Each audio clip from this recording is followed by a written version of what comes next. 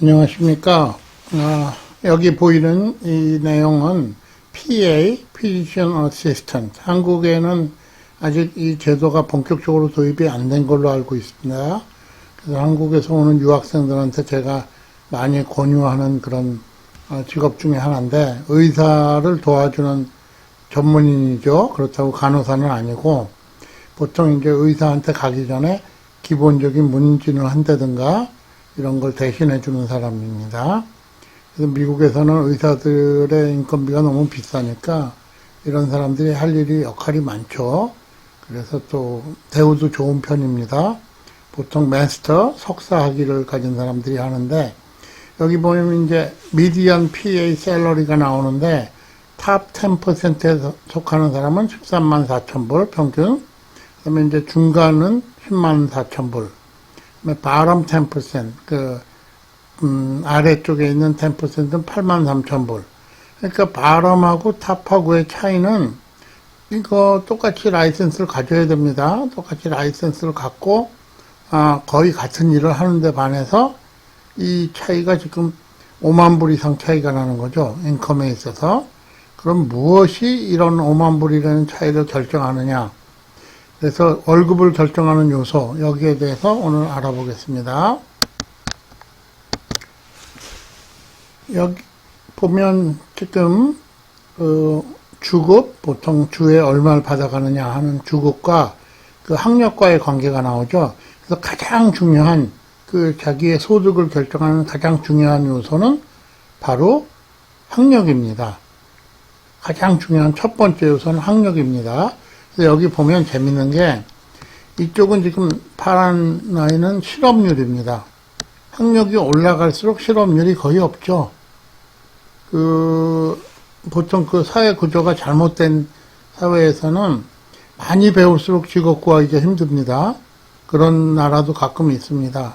그런 대로 보통 우리가 학력 인플레가 일어났다 이렇게 얘기하죠. 미국 같은 경우에는 석사만 받으면 사실 실업 상태에 빠질 확률은 거의 없는 겁니다.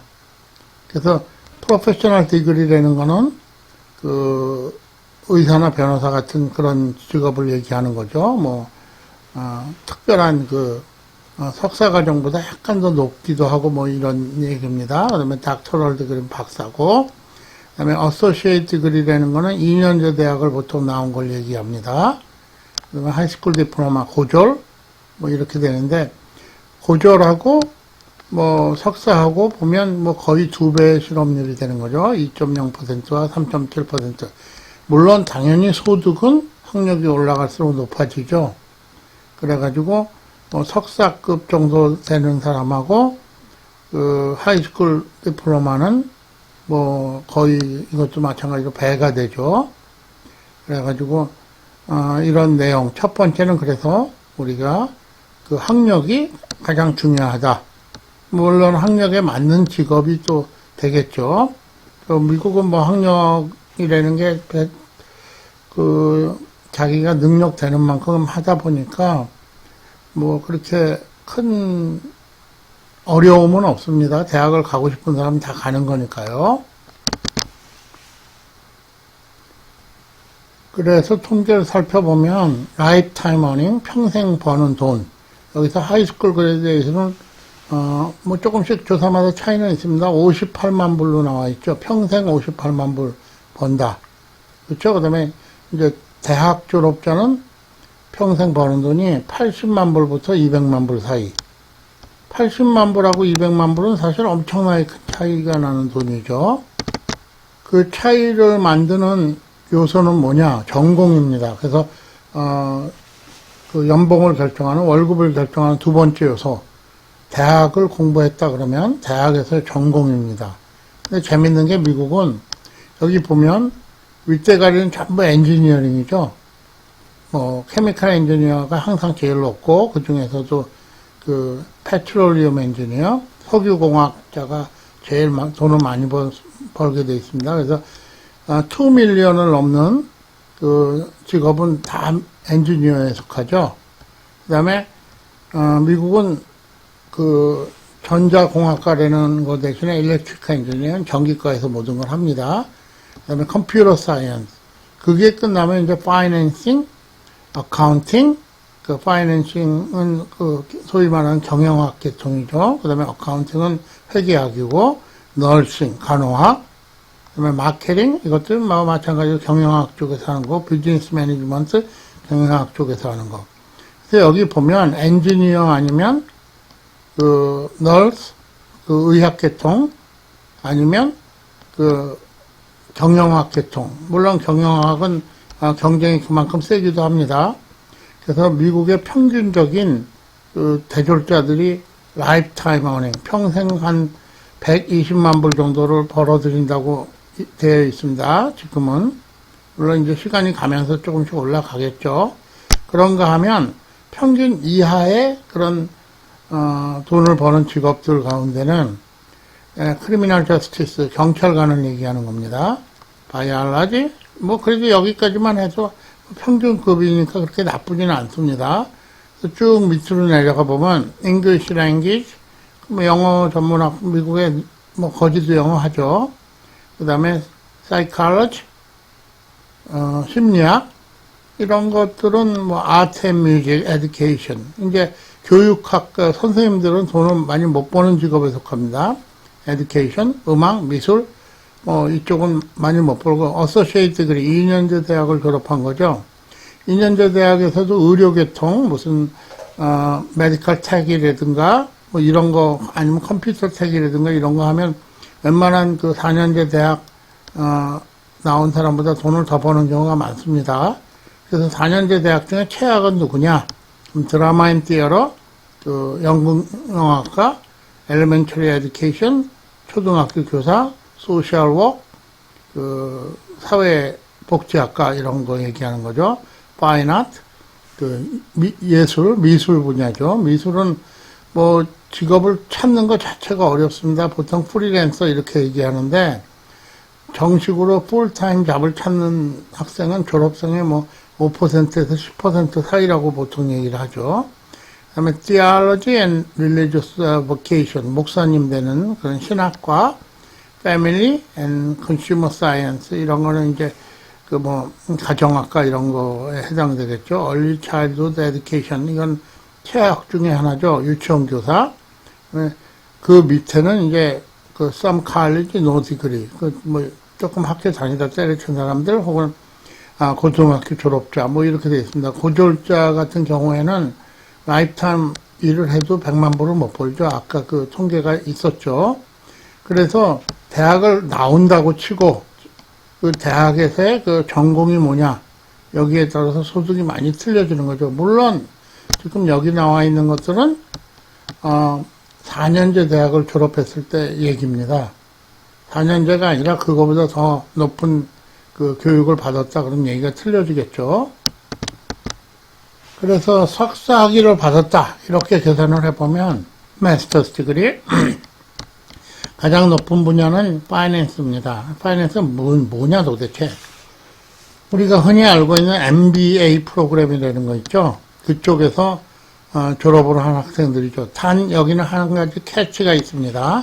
그건 뭐냐면 그 MBA 프로그램은 보통 좋은 대학, 그래도 탑 20이나 탑 50 안에 들어가는 대학에서 학위를 해야 좋은 직장을 구하고 직장 자체가 가능하다는 그런 약점이 있습니다. 그 다음에 이제 바이오메디컬 엔지니어링, 아까 말씀드린 뭐 PA라든가 아니면 뭐 무슨 의학과 관계된 간호사 중에서도 좀 높은 레벨의 간호사라든가 뭐 그다음에 컴퓨터 사이언스는 뭐 21세기에 가장 전망이 좋은 그 직업 중에 하나고 한국 사람들도 많이 하죠. 그래서 뭐 대학만 졸업해도 취직은 가능하지만 보통 뭐 취직을 해서도 학교 공부를 어느 정도 해가지고 물론 컴퓨터 사이언스는 학력보다 경력이 더 중요하다고 얘기합니다.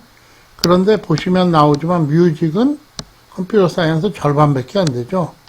소셜 워크는 더 아래고 카운셀링 뭐 이런 것들은 대학을 나왔어도 정말 웬만한 2년제 대학 나온 그런 전공자들만도 못한, 그러니까 뭐 자기가 보람이 있어서 일을 하는 거지 좋은 대우를 기대하고 일을 하는 그런 범위는 아닙니다. 석사까지 하고도 이러니까 예를 들면 뭐 사이칼러지 같으면 대우도 별로지만 그 직장 구하는 게 굉장히 어렵죠. 석사는 기본이고 박사까지 해야 겨우 직장을 구할까 말까.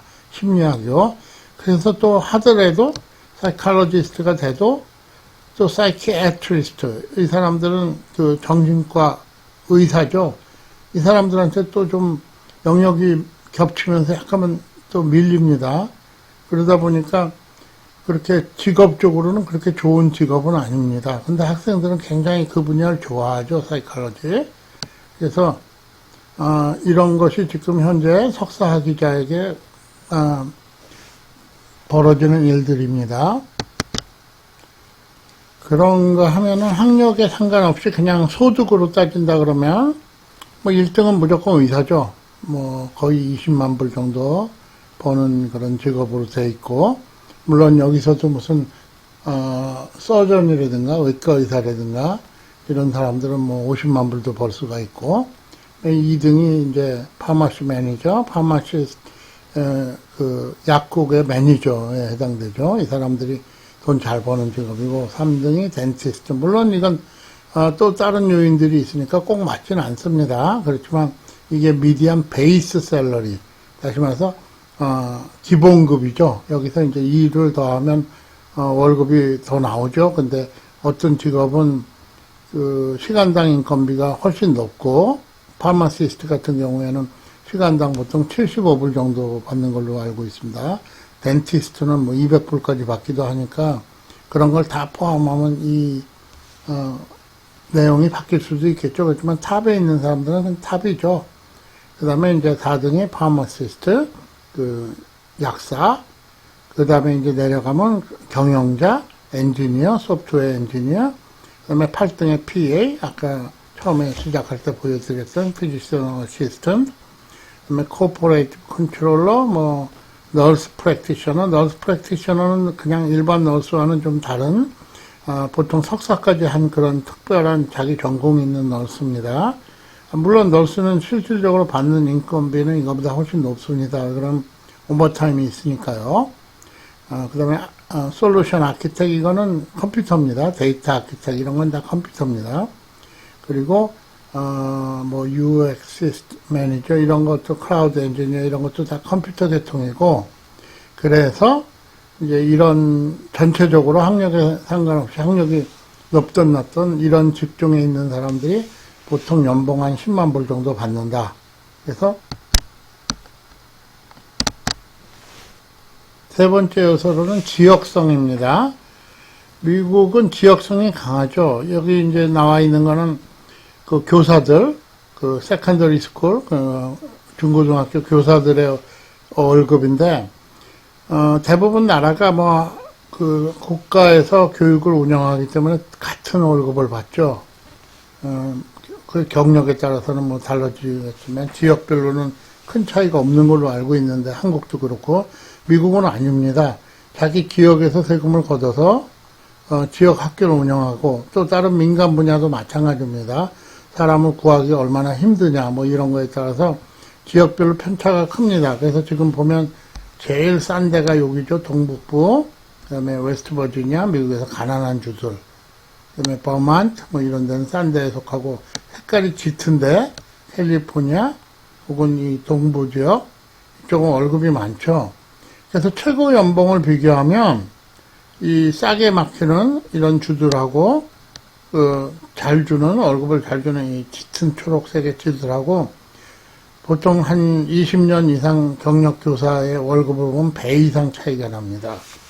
물론 이런 데가 생활비가 조금 싸긴 하겠죠. 그렇지만 생활비가 싸다는 건 집값이 싸다는 얘기지, 먹고 사는 거 큰 차이 없습니다. 조금 차이 나지. 그리고 공산품 가격은 외려 대도시 주변이 더 싸죠. 이런 곳보다. 그러니까 그 지역에 따라서 월급의 차이가 많다. 그게 세 번째 요인입니다.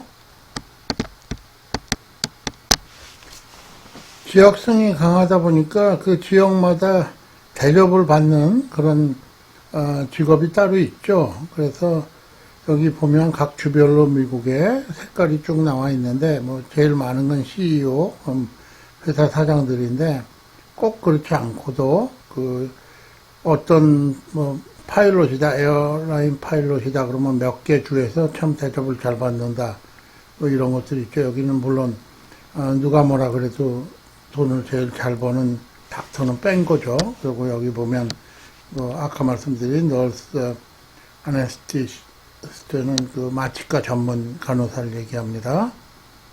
파마시스트는 저 위쪽에 가면 모질라가지고, 아무래도 모질란 쪽에서는 대우도 잘해주겠죠. 그런가 하면 비슷한 공부를 했다 그래도 어떤 분야에 종사하는가, 거기에 따라 또 월급이 많이 차이 나죠. 여기 보이는 이 테이블은 위스콘신주에서 컴퓨터 계통의 소프트웨어를 다루는 그런 디벨로퍼들의 월급입니다. 근데 차이가 꽤 많이 나죠. 맨 위에 있는 소프트웨어 엔지니어하고 아래에 있는 시스템 애널리스트, 그 다음에 7위에 있는 비디오 게임 디벨로퍼, 이런 것들은 전망도 별로 좋지 않고, 잡 그로스가 전망이죠. 전망이 좋다는 얘기는 앞으로 폭발적으로 그쪽 분야를 요구할 테니까 월급이 올라갈 확률이 높은 거죠. 그 다음에 지금도 더 많이 받고 있고요. 그래서 네 번째는 어떤 종류의 업무를 하느냐, 이것이 아주 중요하다. 또 같은 일을 해도 일을 어디서 하느냐, 그게 중요하죠. 그래서 지금 여기 나온 내용은 일하는 직장이 어디냐에 따라서 월급이 많이 달라지는 걸 보여주죠. PA도 하스피탈에서 일하면 돈을 많이 받고, 피지션, 개인 의사 밑에서 일을 하면 많이 못 받고, 이런 차이가 있죠. 물론 업종에 따라서 이 차이가 큰 곳이 있고 적은 곳도 있습니다. 그리고 아까 말씀드린 지역성에서는 의사 같은 경우에는 시골로 갈수록 월급이 올라가서 도시에 비해서 배 이상 받는 일도 많이 벌어집니다. 그리고 마지막으로는 이게 경력이죠. 경력이 쌓일수록 월급이 올라가는 게 대부분인데, 예를 들면 약사 같은 경우에는 초봉이 높은 대신 뒤로 갈수록 그렇게 크게 올라가지는 않고, 의사들 역시 비슷한데, 의사들 같은 경우에는 그래도 보직이 올라가니까 좀 올라가겠고, 지금 여기 보이는 거는 컴퓨터 계통의 SQL 디벨로퍼라는 그런 직종인데, 어느 정도 올라가면 안 올라가죠. 그 다음에 또 어떤 직종은 임금 피크가 왔다가 떨어지는 그런 직종들도 좀 있습니다. 일 자체를 줄이기도 하고 그러니까. 그래서 오늘은 미국에서 월급을 결정하는, 자기 연봉을 결정하는, 소득을 결정하는 5가지 요소. 첫 번째 학력, 두 번째 전공, 세 번째 지역성, 네 번째 업무, 혹은 어떤 종류의 회사에서 일을 하느냐, 5번째 경력, 이것이었습니다. 그래서 이런 내용을 잘 생각해서 직업을 택하고 학생들이 또 미리미리 준비했으면 좋겠습니다. 그럼 오늘도 시청해 주셔서 감사합니다. 안녕히 계십시오. 즐거운 하루 되십시오.